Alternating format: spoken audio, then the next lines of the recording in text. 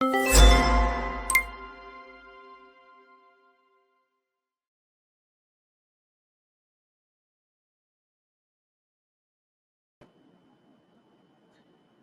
con interés lo que publica en la revista Contralínea el admirado Zósimo Camacho. Es un caso de hace algunos años, hace más de una década, pero me llama mucho la atención lo que destapa. El caso Carlos Sinué reveló una red de contrainsurgencia al interior de la UNAM. Han pasado 12 años de la ejecución extrajudicial del activista estudiantil de la UNAM, Carlos Sinué Cuevas Mejía. Las investigaciones avanzan muy lentamente y por largos periodos se detienen por completo. La tenacidad de Lourdes Mejía Aguilar, madre de la víctima, mantiene vivo el caso. Los avances son resultado de su insistencia, su entrega a la búsqueda de justicia y del acompañamiento y solidaridad que ha recibido de colectivos y abogados honestos. Hablemos de este tema, porque esto es importante. Revela una red, este caso, de contrainsurgencia al interior de la máxima casa de estudios de México, el caso Carlos Sinué. Y saludo con mucho gusto al admirado Zósimo Camacho. ¿Cómo estás, Zósimo? Buenas noches. ¿Cómo estás? ¿Qué dices, Vicente? Qué gusto saludarte. Siempre es un placer estar contigo, con la audiencia, con el equipo. Es un gusto. Sí, se trata de un caso que nos parece muy importante por lo que ha ido revelando.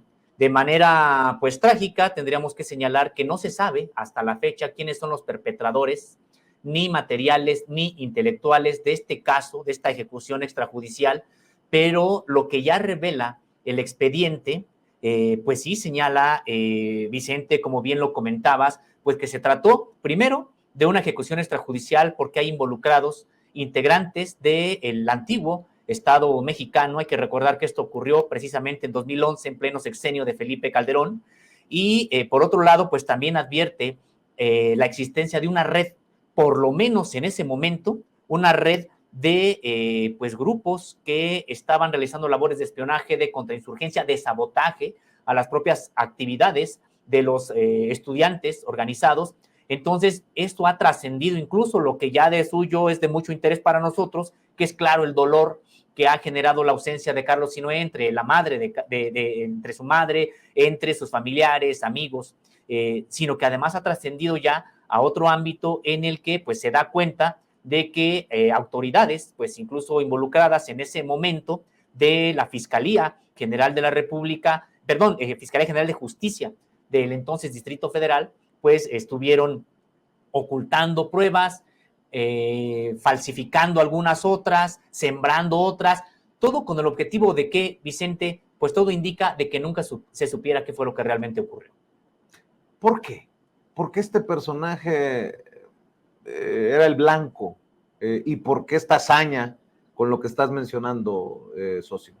Es parte, Vicente, de lo que también no se explica aún las propias investigaciones. Sí hay que señalar que era un activista ahí en la Facultad de Filosofía y Letras que participaba en varias luchas, incluso apoyando algunas luchas que estaban fuera incluso de la propia universidad, como el caso de la autonomía en San Juan Copala, por ejemplo, los triquis de San Juan Copala, y otra serie de movimientos con los que se estuvo solidarizando. Sin embargo, en efecto, se trata de una hazaña. Hay que señalar que fueron 16 impactos de bala los que recibió su cuerpo con armas de uso exclusivo de las Fuerzas Armadas, calibres 45 y 9 milímetros, y que previamente a estos hechos, él ya había denunciado que estaba siendo acosado, enfrentó 7 campañas de desprestigio, incluso empezó a escribir una bitácora. A su madre incluso le decía, es que siento que me van a matar. Y finalmente, de manera trágica, pues ocurriría un día como hoy, pero de 2011, al bajarse del autobús que lo llevaba a su domicilio en Topilejo. Tú tuviste acceso al expediente, Zósimo, y llama la atención de lo que escribes, esto de la detención de 2 sospechosos en Ciudad Universitaria luego del crimen. Integrantes de la propia comunidad estudiantil identificaron a estas 2 personas que acosaban a Carlos Sinué previo al asesinato y que se hacían pasar por estudiantes para estar presentes en las asambleas. Y esto es lo que me resulta más preocupante. Alumnos y alumnas retuvieron a los señalados para entregarlos a las autoridades y los retenidos lucían tatuajes con motivos nazis. No pudieron acreditar su pertenencia a la Facultad de Filosofía y Letras, de la que supuestamente eran alumnos. ¿Y entonces? Así es parte de estas irregularidades impresionantes en el propio caso, porque todo indica que desde un principio se trató de encubrir a los perpetradores, tanto intelectuales como materiales de este hecho. Estos personajes de los cuales, Vicente, para que no después digan que se están interrumpiendo las investigaciones, afectando, etcétera, no diré los nombres, por supuesto los tenemos, los conocemos.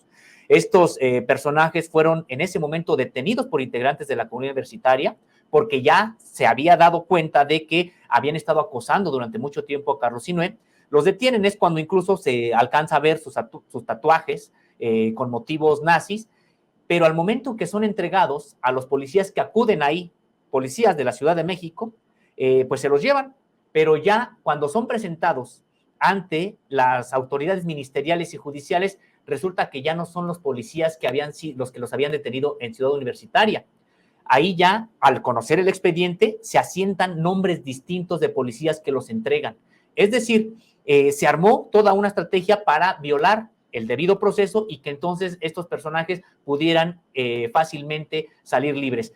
Te adelanto algo más, uno de ellos está relacionado con el ejército mexicano, está acreditado, es parte del propio expediente y que finalmente esa línea que había, ellos reconocen que reportaban ahí, que reportaban a superiores de las actividades, pero esa línea prácticamente ahí no se cierra porque el expediente todavía está abierto, pero prácticamente se queda en pausa.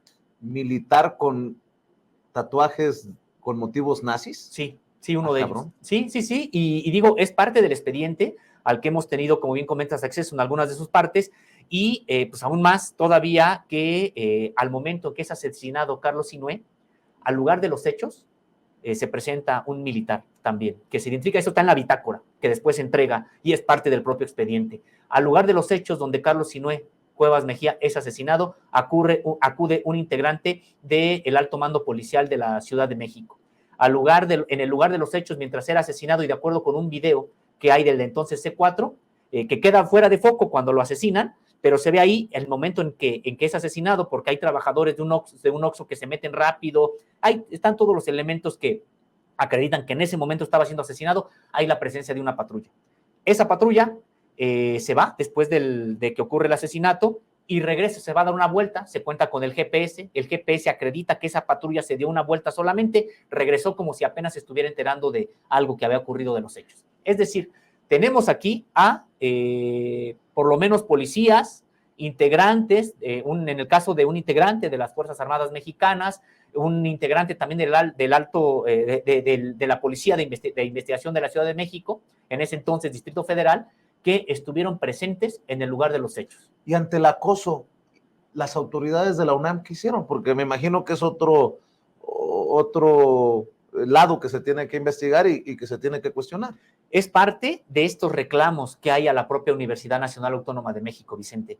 Ya hablábamos en otro espacio, me parece que hace 8 días en esta mesa de investigación, de 96 universitarios que han perdido la vida de manera violenta o fueron desaparecidos. Y prácticamente la universidad de todos se ha desentendido, ha cerrado las puertas, y en el caso de Carlos Sinué, en un principio pues se buscó criminalizarlo, vincularlo supuestamente a la venta de drogas allí en la universidad, algo que ha quedado ya totalmente desacreditado, por supuesto que no era así, pero en su momento incluso la propia universidad trató de manera, por decirlo rápido, con menosprecio, con desprecio a la mamá de Carlos Sinué Cuevas Mejía, y lejos de que la universidad se convirtiera en un factor de apoyo a estas familias que han perdido a integrantes de la comunidad universitaria, pues resulta que se convirtió a veces hasta un escollo para las propias investigaciones. Modus operandi en tiempos de Calderón, ¿y por qué lo menciono? Acuérdate del caso de los estudiantes del TEC, que decían que iban armados hasta los dientes, que eran sicarios, miembros del crimen organizado, y que resultó ser toda una farsa.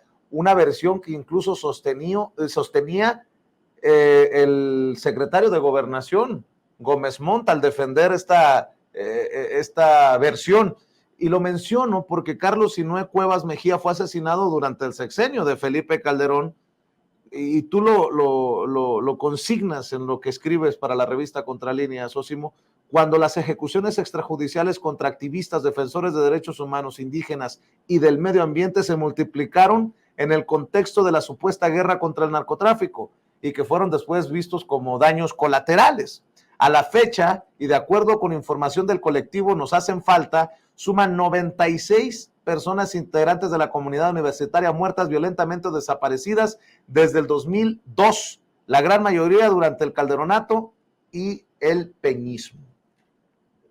No estamos hablando de casos aislados necesariamente, Sosimo. No, es, como bien comentabas, pues prácticamente un modus operandi, incluso de las propias autoridades universitarias del país, en el desentenderse de estos casos, prácticamente criminalizarlos, revictimizar a las personas que habían perdido la vida. En el caso de Carlos Sinué Cuevas Mejía, señalar que el propio acoso, él había ya denunciado acoso de las propias instancias de seguridad ahí en la universidad, antes Auxilio UNAM, hoy Seguridad Universitaria. Él ya había señalado un acoso especial, siempre de manera, incluso podríamos decir natural, los activistas al interior de la UNAM con Auxilio UNAM, hoy Seguridad Universitaria, pues siempre han tenido una relación tirante, compleja, por la misma naturaleza de las actividades políticas y que pues a veces se hacen mítines, se hacen tocadas o algún otro tipo de actividades culturales y que pues a veces las propias autoridades mandan a la gente de Auxilio UNAM, de Seguridad Universitaria,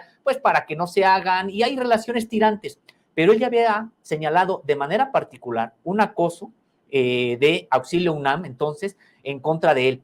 Y las investigaciones llegaron al punto, Vicente, en que incluso pues sí, se pidió que se investigara también al propio jefe durante mucho tiempo de Auxilio UNAM, Jesús Teófilo Licona Fierro, y este personaje que habría que recordarlo, Vicente, recordarás que la última acción de los porros, que incluso quedó pues grabada ahí en Ciudad Universitaria, cuando se lanzaron en contra de estudiantes, estos porros previamente se les vio platicando con mucha camaradería con este personaje, este exfuncionario universitario, Jesús Teófilo Licona Fierro, ahí platicando con él, prácticamente saludándose, y esto previo a que se lanzaran los porros en contra de los estudiantes que estaban reclamando precisamente por asuntos de seguridad.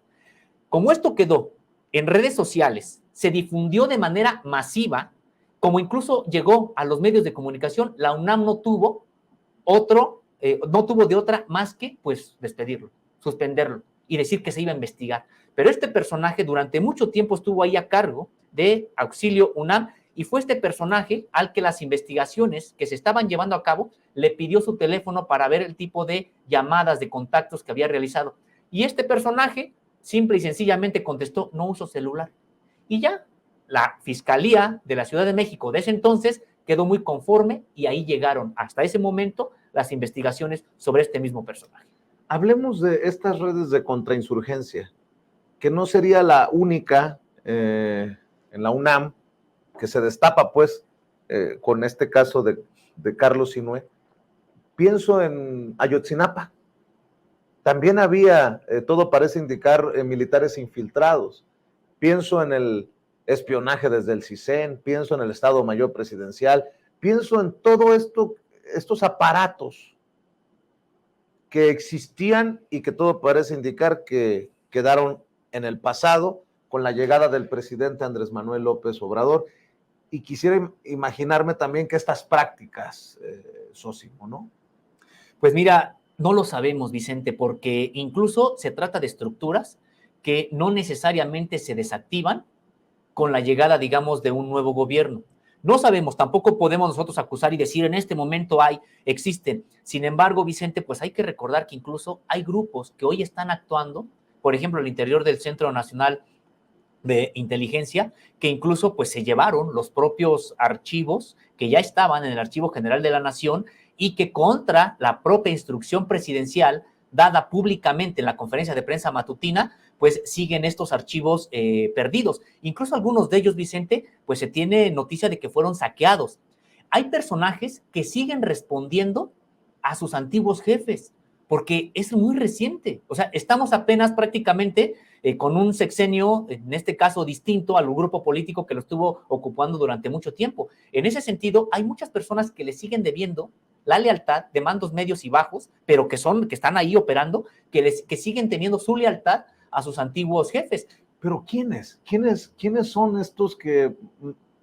Es que eso es importante. se tendría que llegar hasta las últimas consecuencias en esta búsqueda de la verdad, sobre todo en este gobierno, en este México más avispado. Por eso se habla de la Comisión de la Verdad para los tiempos de la Guerra Sucia y el 68 y todos estos temas que ahora vamos a ver cómo avanzan ya sin el subsecretario Alejandro Encinas, quien ha ido a la campaña de Claudia Sheinbaum hace unos días, como lo anunciamos aquí en Sin Censura, pero es importante aspirar, por lo menos aspirar a saber quiénes eran los personajes, la mano que mece la cuna o el titiritero, porque debe de haber un personaje que enviaba a realizar este trabajo y por intenciones que deberían de quedar establecidas. Y es que no solamente, Vicente, estaríamos hablando de grupos que hacían este tipo de trabajo, por ejemplo, para el Ejército, por ejemplo, para el propio Centro Nacional de Inteligencia, para la propia UNAM. Y es una institución que hoy, pues para nada se ha renovado. De hecho, han cerrado filas estos grupos que han controlado a la UNAM durante mucho tiempo y vemos ahora un proceso para elegir rector, pues donde están dominando los mismos grupos de siempre.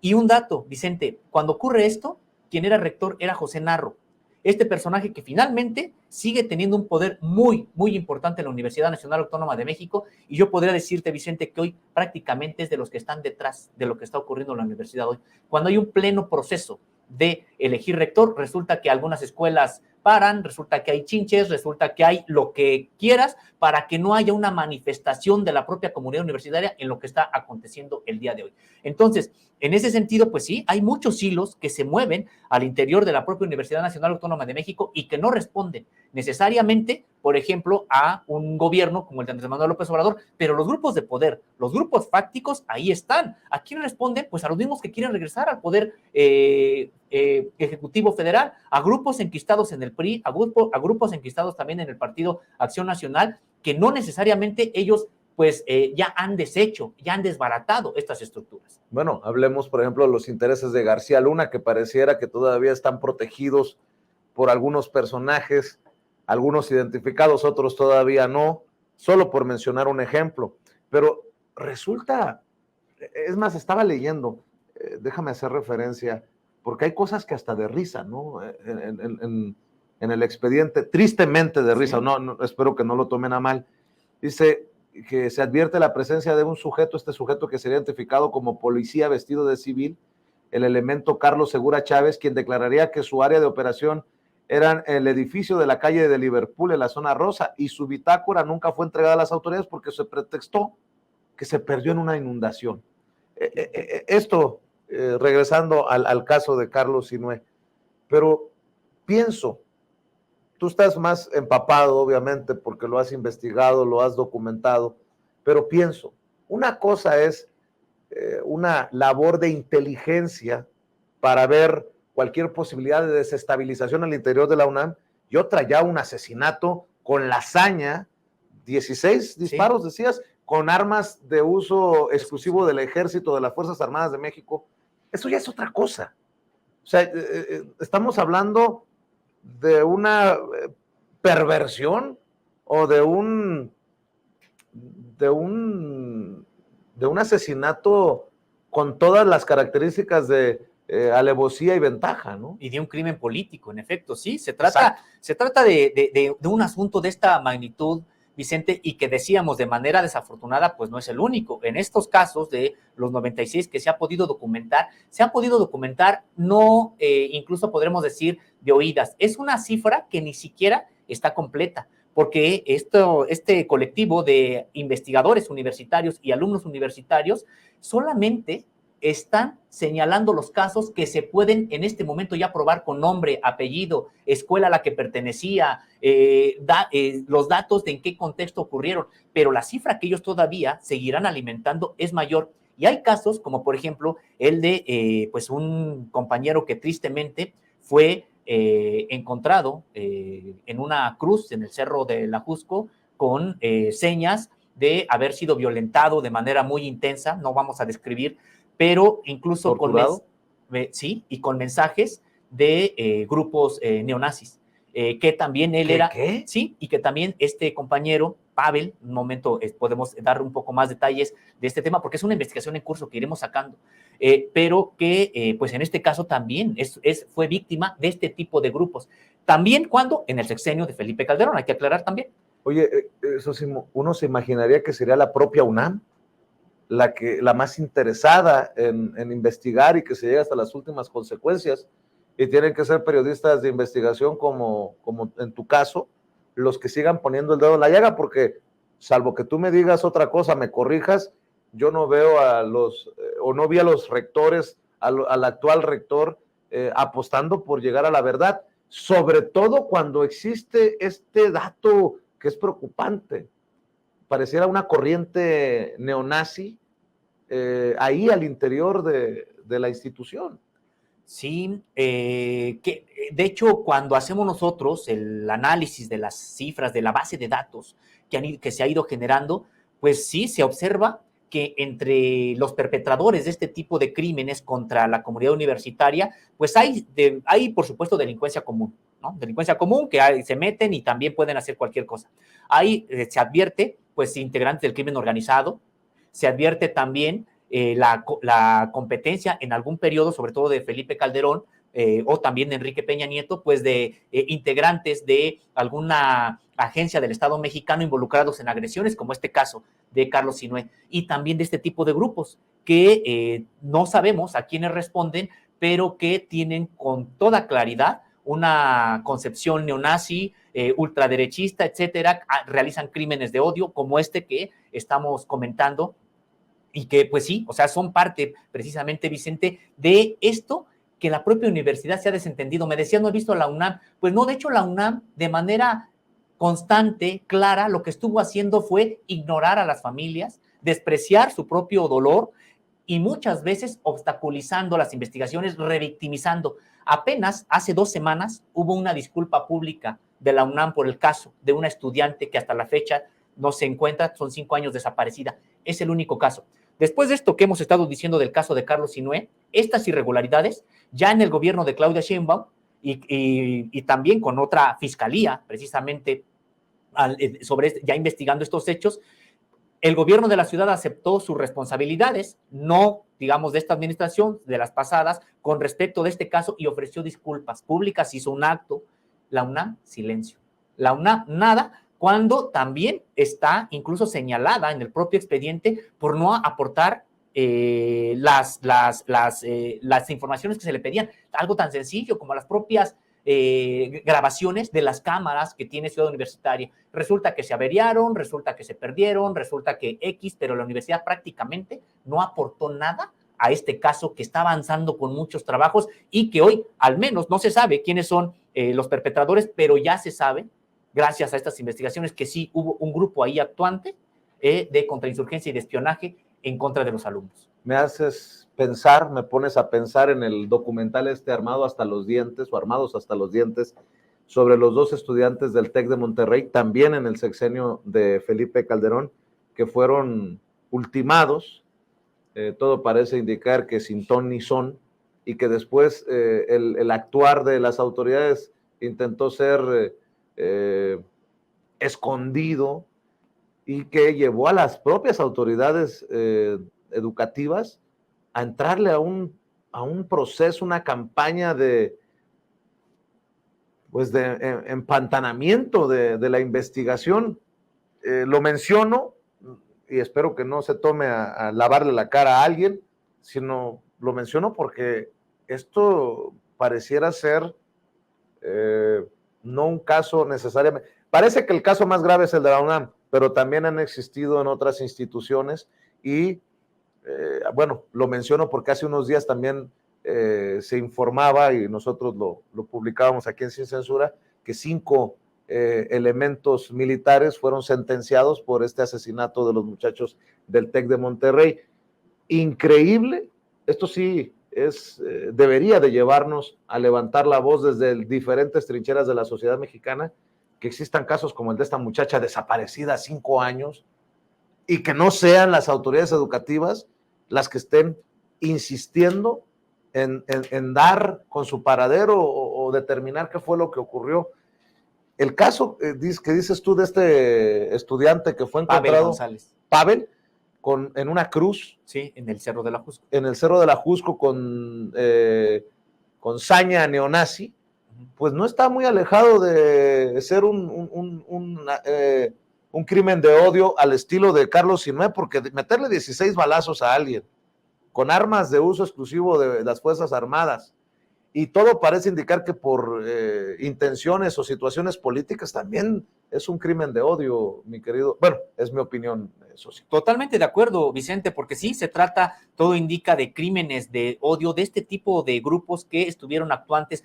En efecto, el propio colectivo de Nos Hacen Falta, que platicamos con ellos, con quienes han estado incluso creando bien esta base de datos, pues señalan, después de 2018 bajó esta actividad que se veía de animosidad en contra de activistas en la propia universidad. Ellos han dicho, por supuesto, hay casos que pues, no están resueltos y por lo tanto es un hecho que se debe de considerar como algo en curso, algo que está ocurriendo. Y ya hablábamos, Vicente, así como hemos señalado pues, a las autoridades universitarias de pues, esta negligencia, también señalar cómo la propia comunidad universitaria es más grande que sus propias autoridades. Rebasaron prácticamente a las autoridades este colectivo, donde lo integran académicos, investigadores de la UNAM y también estudiantes, pues ha llegado a generar este tipo de información que ya fue entregada a las propias autoridades universitarias. Y lo que nos decían es, imagínense lo que hemos hecho nosotros, pues sí, con los conocimientos que tenemos en el manejo de bases de datos, pero también en las capacidades de investigación que hemos desarrollado, pero prácticamente sin recursos. Imaginemos si es que la UNAM, lejos de despreciar a estas familias, a las propias víctimas de la comunidad universitaria, tomara con sus recursos, con su prestigio, con sus capacidades, estos casos de acompañamiento a las familias y de exigencia también a las propias autoridades para que para que se hagan los trabajos, para que investiguen. Entonces decíamos, pues es un caso más donde la propia comunidad universitaria demuestra que rebasa a sus propias autoridades. Este colectivo Nos Hacen Falta, me parece que está realizando pues un trabajo muy, muy importante al documentar claramente, sin dejar lugar a dudas, pues este tipo de casos. Hace meses, recuerdo en una portada, en una primera plana del periódico La Jornada, se hablaba de un concierto neonazi en la Ciudad de México. Lo recuerdo en torno a esta conversación sobre el caso de Carlos Sinué en la UNAM, porque no podemos tampoco cerrar los ojos ante esta visión ultra de derecha, ultraderechista, y que puede, pues en alguna manera y en algún momento significar una situación de peligro, ¿no? Una situación peligrosa, socio. Sí, una situación de peligro, de riesgo, que no se va a solucionar, Vicente, con poner más cámaras en la UNAM. No se va a solucionar con seguir, entre comillas, profesionalizando a los ya ahora prácticamente policías que se encuentran en la Universidad Nacional Autónoma de México, antes pues prácticamente trabajadores de auxilio UNAM. Se ha cambiado ya esta visión por una visión más de securitización, que incluso llega a ser represiva, pero que no ha servido esta visión, Vicente, para realmente llevar seguridad a la UNAM. Lo que me parece hace falta en realidad es voluntad política y que se les deje de proteger a estas redes que durante mucho tiempo estuvieron actuando ahí en la universidad. Ojalá que las investigaciones de la Fiscalía avanzaran. Lo que se ha avanzado es gracias a la tenacidad de la madre de Carlos Sinué, la señora Lourdes Mejía, y también al acompañamiento que haya tenido de colectivos, de abogados también honestos, organizaciones honestas que la han acompañado en esta exigencia de justicia. Ojalá que la propia Fiscalía de la Ciudad de México pues realice los peritajes, realice las investigaciones correspondientes, porque sí tenemos derecho a saber, Vicente, quién auspició esta red al interior de la propia universidad, si es que también ya fue desarticulada, lo necesitamos saber, y también quiénes fueron los que movieron, como decías, los hilos de este tipo de organizaciones ahí. Por cierto, fue el secretario de gobierno capitalino en ese entonces, hoy jefe de gobierno en la Ciudad de México, Martí Batres, el que advirtió de este intento de reproducir la ideología de violencia, exterminio, intolerancia absoluta y racismo en nuestra gran capital. Ojalá Ojalá que con esa claridad también se pronunciaran, como bien dice Sósimo Camacho, las autoridades educativas, las autoridades ahí en la UNAM. Mi querido Sósimo, si me permites, déjame también poner sobre la mesa el imperio de Germán Larrea, que venimos comentando ya en diferentes mesas de investigación contra Línea Sin Censura, y la denuncia penal contra Grupo México, que alcanza a exfuncionarios de 4 dependencias.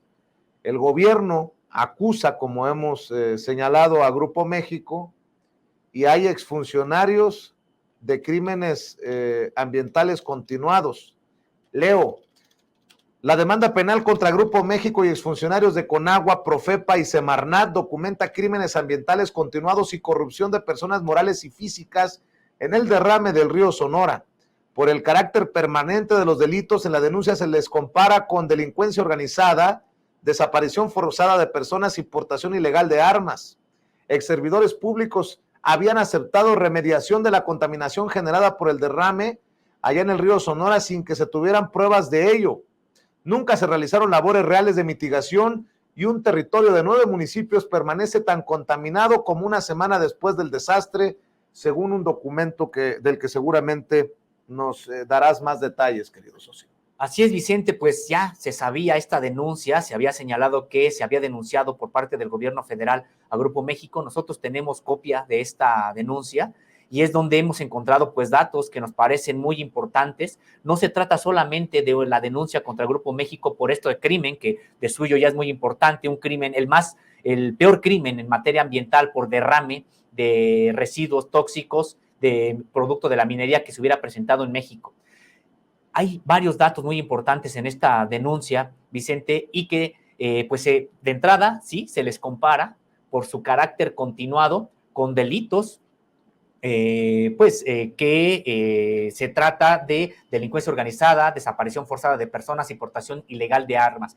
¿Por qué es importante esto, Vicente? Porque no van a poder argumentar. Decir, es que eso ocurrió en 2014, ya entonces prescribieron, etcétera. Me parece que Grupo México ahora sí tendrá que responder porque se trata de crímenes de alto impacto, de carácter ambiental, que no van a poder excusarse diciendo que ya prescribieron. Pero algo también importante, Vicente, se documenta de manera muy clara que esta denuncia no solamente fue en contra de 3 filiales de Grupo México, sino en contra también de exfuncionarios, algunos que ya habían alcanzado a este gobierno, es decir, que eran funcionarios ya de este gobierno, y que le habían lavado la cara a Grupo México. Se trata de exfuncionarios de Conagua, de la propia Semarnat, de la Profepa y también de Cofepris, quienes, pues no sabemos a razón de qué, habían dicho que ya estaba remediado el asunto ambiental y que incluso, dice la propia denuncia, provocaron que se cerrara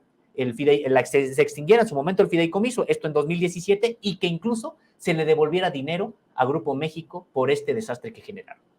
La denuncia de la que Contralínea posee copia se acusa penalmente a las personas morales Mexicana de Cananea SADCB, Buenavista del Cobre SADCB y Operadora de Minas e Instalaciones Mineras SADCB, así como decía también Sósimo, exfuncionarios de Conagua, Profepa y Semarnat.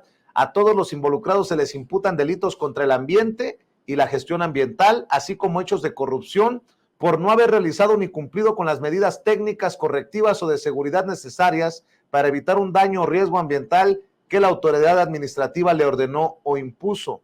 Además, a las empresas del Grupo México se les acusa de la autoría intelectual y material de las conductas activas y omisivas que derivaron en la extinción del fideicomiso con el que se buscaba remediar el daño ecológico y más aún de lograr que se les devolviera un remanente económico. Esto sí es una grosería cuando estos 9 municipios, esta cuenca del río Sonora, está convertida en un infierno ambiental, como lo ha denunciado también aquí con sus investigaciones la querida Nancy Flores. Sí, imaginemos, Vicente, todavía incluso se les regresó dinero. Es que Grupo México pues estuvo acostumbrado siempre a este nivel de impunidad porque pues contaba con el favor de los gobiernos en turno.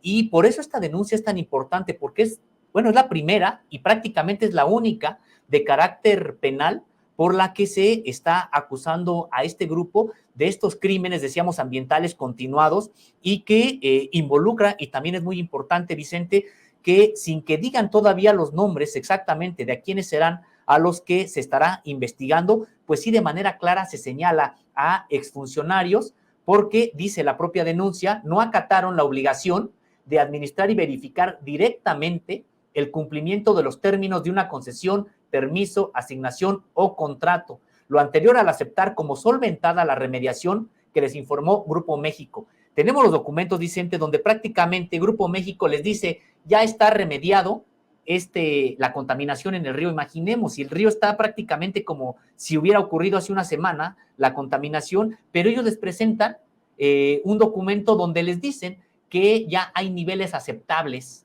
de saneamiento en el río y simple y sencillamente estos funcionarios firman como aceptado sin ningún tipo de respaldo, es decir, alguna evidencia científica, algún estudio que se hubiera hecho en la zona in situ, ¿no? Ellos inmediatamente a pie juntillas le creen a Grupo México, violando por supuesto la ley, y entonces eso es lo que da pie a la justificación del propio fideicomiso. Se habían aprobado destinar 2,000 millones de pesos para pagar los costos de remediación del sitio, la compensación de los daños al ambiente y a la salud humana, así como las afectaciones materiales a las familias. Se estableció este programa de remediación que en el 2017 funcionarios avalaron se extinguiera este fideicomiso del río Sonora y se le regresara a Grupo México el dinero que estaba ahí.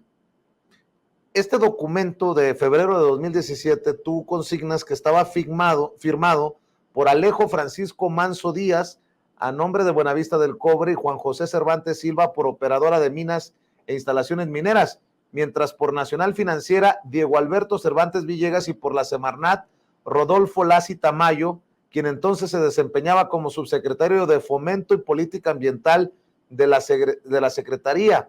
Para la Semarnat, tal colusión entre Grupo México y exservidores públicos puede tipificarse como un delito previsto a los párrafos 1 y 3 del artículo 414 del Código Penal Federal. Se destaca la pena de 1 a 9 años de prisión y de 300 a 3,000 días multa a quien, sin las medidas de prevención correspondiente, realice actividades con sustancias consideradas peligrosas por sus características corrosivas, reactivas, tóxicas, radioactivas u otras análogas y que cause daño a los recursos naturales, a los ecosistemas, al agua, al subsuelo o al ambiente.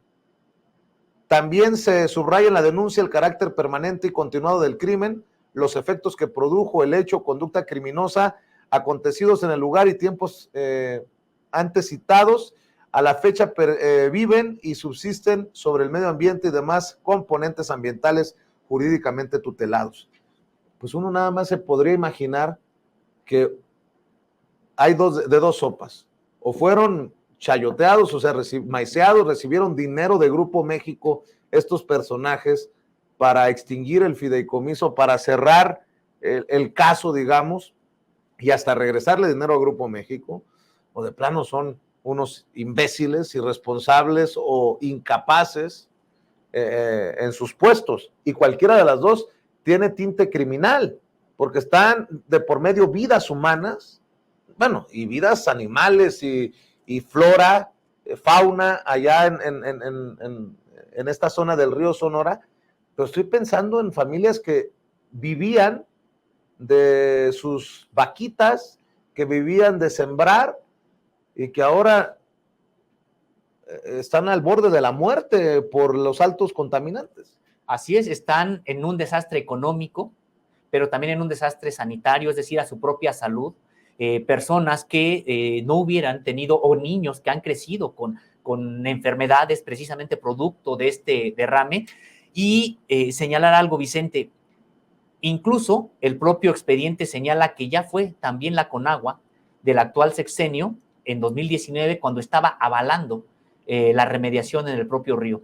Recordarás que Contralínea presentó precisamente en 2019 un reportaje sobre cómo la Conagua seguía controlada por grupos panistas ya en el actual gobierno, y eso motivó incluso que el presidente de la República ordenara una investigación. En efecto, señalaron, se pudo acreditar las ligas de quienes en ese momento encabezaban la propia Conagua con los funcionarios del sexenio de Felipe Calderón, y hubo una purga en la propia Conagua, por llamarlo de alguna manera, una renovación en varios de los propios mandos ahí en esta dependencia. Pues de ese momento es cuando ya funcionarios estuvieron incluso avalando esta remediación. Y a veces, Vicente, se dice muy fácil el señalar que, bueno, pues que se trató de un derrame importante, de un derrame de 40,000 litros cúbicos de estos lixiviados, pero, Vicente, estamos hablando de 40 millones de litros, o estamos hablando de casi 11 estadios Azteca, si es que pudiéramos ponerle alguna ilustración para identificar el nivel de este tipo de crimen. Y es un crimen que en la propia denuncia, Vicente, dice algo que también es muy importante. Es un crimen que empezó antes de que ocurriera el derrame, y es un crimen que ha ocurrido después del derrame hasta nuestros días. ¿En qué sentido? Primero, Grupo México sabía que lo que había hecho no iba a poder soportar una serie de residuos como la que iba precisamente a generar. Fue, como ya lo también explicó en su momento la propia secretaria de Medio Ambiente, no fue una negligencia. No es de que vinieron las lluvias atípicas y entonces se derramó. A ver, no. Eran las lluvias normales de cualquier temporada, ni siquiera hubo algún tipo de intensidad importante, pero lo que ocurrió fue que lo que construyó Grupo México no estaba con la capacidad para retener el tipo de lixiviados que ya se habían acumulado. Entonces se trató de un crimen previo, porque fue prácticamente a conciencia, a sabiendas. ¿Y por qué lo hacían, Vicente? Pues porque sabían que no les pasaba nada. Si se derramaba, bueno, se derramó, ya veremos qué hacemos y punto. También en la propia denuncia se consigna que una vez que ya está el derrame, en cuanto está ya el derrame, llegan autoridades de Profepa y se dan cuenta que Grupo México no había hecho nada.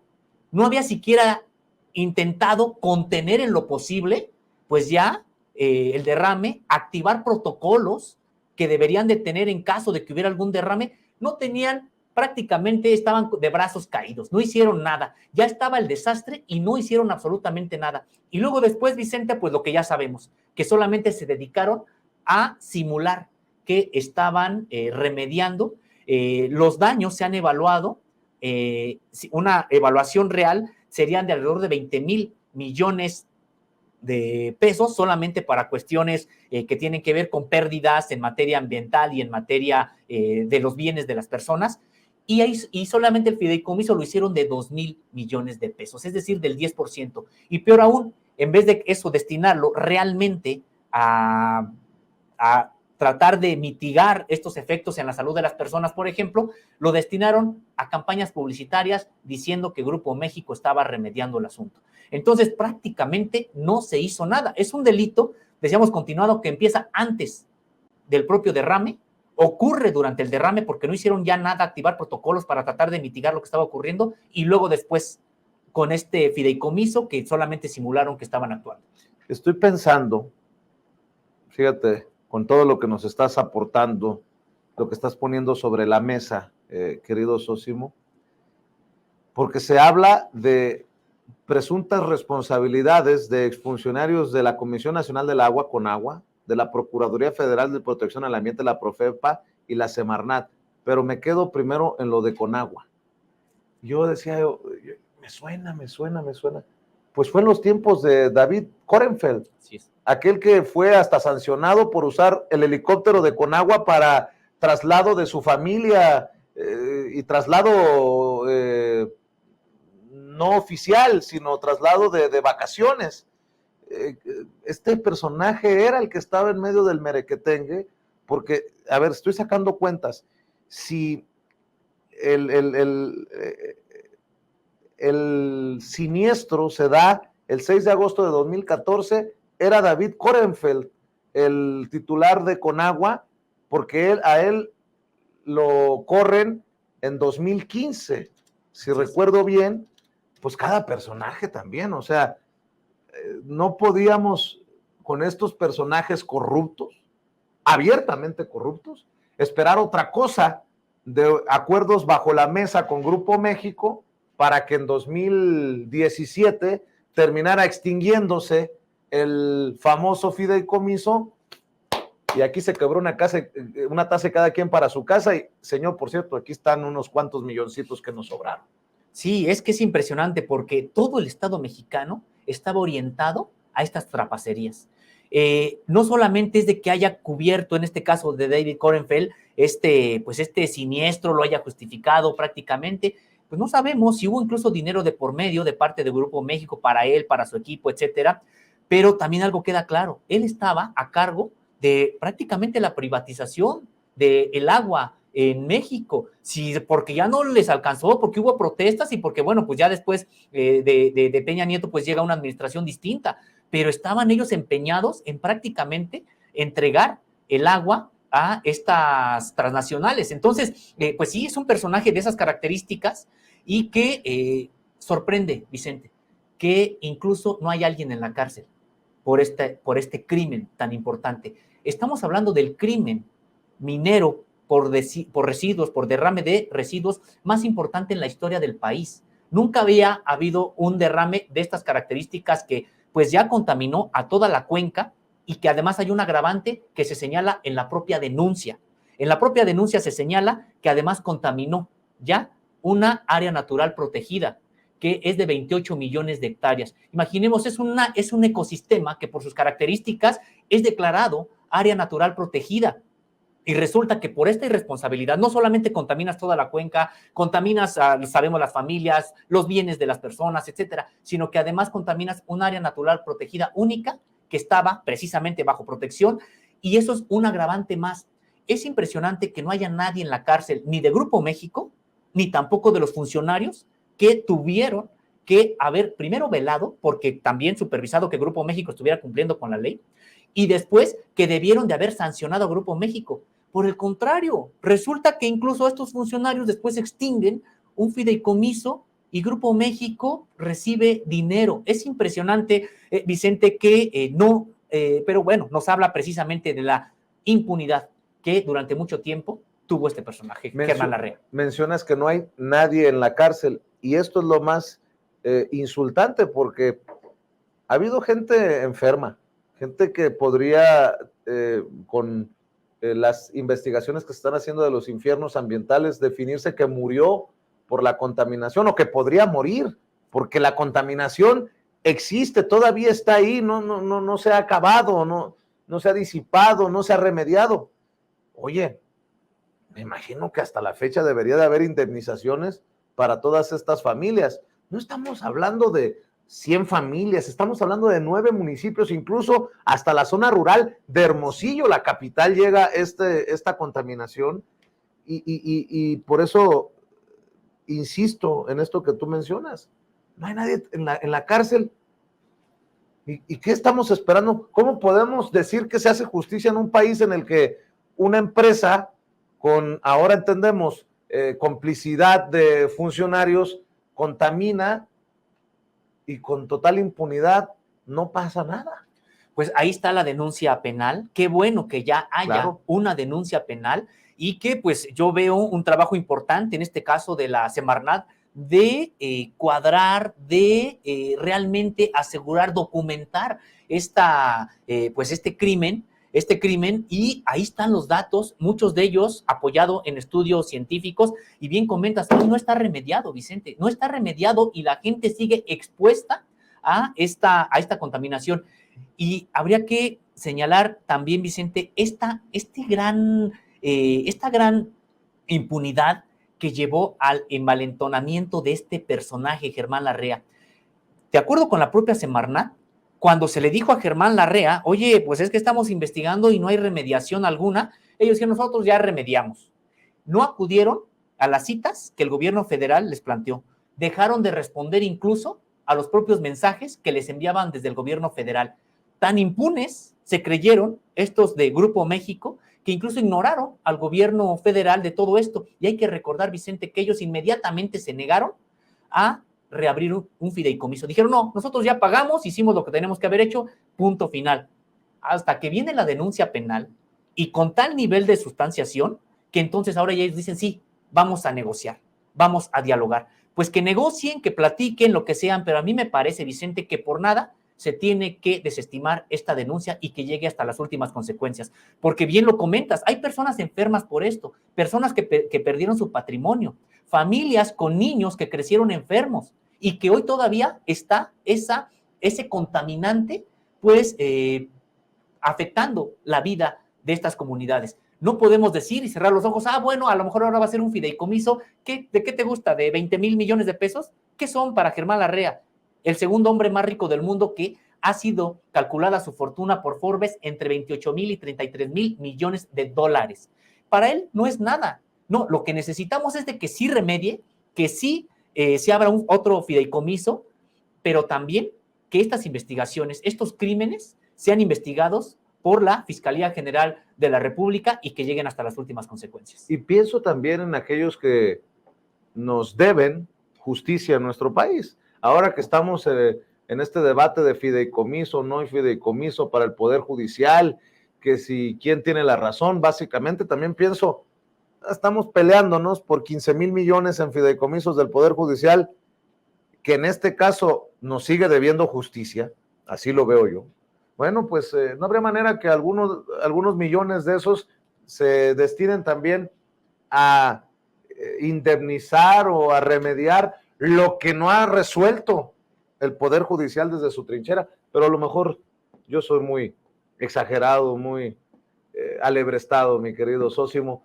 ¿Con qué cerramos? ¿Con qué información, reflexiones, comentarios cerramos este caso que debería de ocuparnos cuantas veces sea necesario? Porque bien has dicho, es el desastre ecológico, el desastre ambiental más grande en la historia de nuestro país. Pónganlo en ese contexto y en ese nivel. Sí, Vicente, pues cerraría con que esta denuncia se presentó el 11 de agosto de 2023. Todavía hay mucha información que estaremos sacando de la propia denuncia, pero señalar que ahí está, es una denuncia penal que involucra, sí, a empresas filiales de este poderosísimo Grupo México, cuyo presidente es Germán Larrea, el segundo hombre más rico de este país, y en cuyo consejo de administración hay otros personajes como el propio Claudio X González Laporte, como está el propio Antonio del Valle. Es decir, es un conglomerado, un holding de empresas que han hecho lo que quisieron porque se creían los dueños de México. Muchos de estos personajes ni siquiera viven en el país, están en Estados Unidos, en otras partes del mundo, viajando, ni siquiera se interesan por lo que realmente está ocurriendo aquí. Pero su fortuna la extraen de esta nación, de estas tragedias. Así es como ellos han ido construyendo este emporio y creo que tiene que llegar hasta las últimas consecuencias con respecto de ellos, pero también con respecto de aquellos funcionarios que se vendieron, no vieron lo que estaba realmente ocurriendo. ¿Cómo fue que hayan exculpado a Grupo México de este crimen que hoy a la vista de todos sigue vigente? También Vicente, con esto cerraría, también que se investigue y se castigue a estos exfuncionarios que a cambio de qué cerraron prácticamente las investigaciones. Pienso en Germán Larrea y su gran costoso apartamento en el centro de Chicago, que fue noticia también en los medios allá por el pleito de quién compraba ese espacio, en una de las zonas más exclusivas. Pienso en estos que no deberían de dormir si tuvieran un poquito de conciencia, pensando en los que afectaron por su corrupción. Insisto en que la corrupción mata, y el caso de la contaminación del río Sonora es un claro ejemplo de ello. La impunidad de la que creen estos personajes que gozaban por la corrupción de los funcionarios en su momento que los solapaban. Mi querido Sósimo, ¿por qué no cerramos esta mesa de investigación contra Línea Sin Censura, invitando a la audiencia a que siempre apoye los esfuerzos que realizan ustedes desde diferentes trincheras? Pues muchas gracias, Vicente. Sí, los detalles de estas investigaciones están en www.contralinea.com.mx Y también pues les invitamos a que pues nos sigan en redes sociales, ahí estamos como Contralínea en YouTube, Facebook, Twitter, Instagram y TikTok, y también como Contralínea Audio en Apple Podcast, Spotify y también en iVoox. Tenemos un espacio, un noticiero de lunes a viernes en punto de las 10 de la mañana y hasta el mediodía, Contralínea, periodismo de investigación, y también pues tenemos una mesa de análisis, Contradebate los lunes, miércoles y viernes de 1 a 2, y por supuesto que les invitamos a que nos apoyen, a que estén con nosotros en este espacio de lunes a viernes en punto de las 8 de la noche, en esta alianza Contralínea sin censura, desde las instalaciones y a través de las plataformas de nuestros compañeros, y con mucho gusto pues estamos aquí. Gracias, Sosimo, tú que tienes tanto arraigo, tantos contactos en Guerrero, ya nos estarás diciendo cómo está la cosa por allá también. Me imagino que no es nada fácil. Nada sencillo, es una situación muy complicada. Un abrazo solidario a las familias, sobre todo de la Costa Grande, la Costa Chica, también la Sierra y la Montaña, sin perder de vista aquellas de Acapulco, del puerto, pero creo que hay todavía pues muchos estragos que no se saben y que ocurrieron precisamente en las regiones rurales del estado, ahí en Costa Grande y Costa Chica. Nos mantienes al tanto. Claro que y sí. Yo también le mando toda mi solidaridad y nuestro compromiso de que aportaremos nuestro granito de arena desde donde estemos, porque siempre México unido. Y como diría ya también una campaña de la Secretaría de Cultura, le mando un saludo a la titular Alejandra Frausto, acuérdate de Acapulco, ese es el hashtag, acuérdate de Acapulco. Los artistas también están haciendo sus esfuerzos para que se envíen los víveres, se recauden los fondos para apoyar a los más necesitados. Y mire que en Guerrero hay muchos vulnerables antes de que golpeara el huracán Otis. Hay zonas de las más pobres del país, ahí en ese hermoso estado de Guerrero. Continuamos porque hay mucho más aquí en este espacio libre como el viento. Todos somos sin censura.